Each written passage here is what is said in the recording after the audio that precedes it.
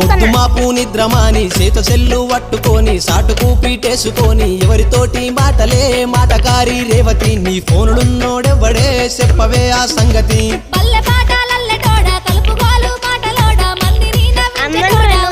కాలత్తులో జోగులల్లా ఎక్కడికి పాటలేని ఎల్లిపోయి సాటుకి